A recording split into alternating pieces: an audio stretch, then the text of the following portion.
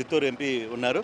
Sir ఎలా అనుకుంటున్నారు? 27, 28, 29 అది కూడా మీరు ఈసారి కడప జిల్లాలో పెడుతున్నారు మహాసభ, మహానాడు. అందులో కొంచెం ప్రెస్టీజ్ ఇష్యూ లాగా తీసుకున్నట్టు కనబడుతుంది.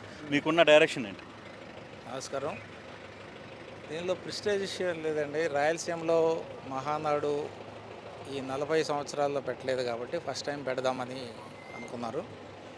అయితే ఇప్పుడున్న ఏర్పాట్లను బట్టి చూస్తుంటే బ్రహ్మాండంగా జరిగేటట్టుంది. దగ్గర దగ్గర 140 ఎకరాలు స్థలంలో ప్రశాంతంగా జరుగుతుంది. తర్వాత ఈ చుట్టుపక్కల రాయలసీమ జిల్లాలో కూడా బాగా టీడీపీ ఉంది కాబట్టి మంచి గ్యాదరింగ్ కూడా అవుతుంది. మహానాడు మీ అందరికీ తెలుసు. మన ఏమేమి చేయాలి అనుకున్నదంతా పాలసీస్ కూడా చేస్తారు. అట్లాగే ముందు ఈ 1 ఇయర్లో మేము ఏం చేసామనేది కూడా అనలైజ్ ఈసారి చేస్తాం. ప్రధానంగా మీ యువ నాయకుడిని పట్టాభిషేకం జరగబోతుంది అని వస్తున్న వార్తలు ఎంతవరకు కరెక్ట్?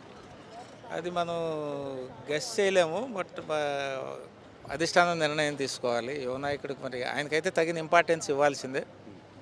మంచి అప్కమింగ్ లీడరు, మంచి డైనమిక్ అప్కమింగ్ లీడర్ ఆయన.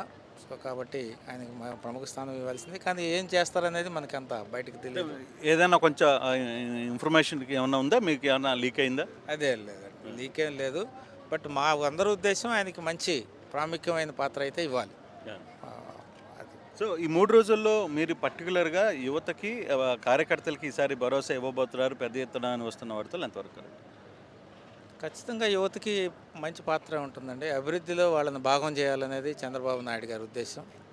సంక్షేమం ఎట్లాగో జరుగుతుంది, అభివృద్ధికి మాత్రం యువతకి మంచి పాత్ర ఇవ్వతాడు, మంచి భాగస్వామి ఇవ్వాలనేది చంద్రబాబు నాయుడు గారి ఉద్దేశం.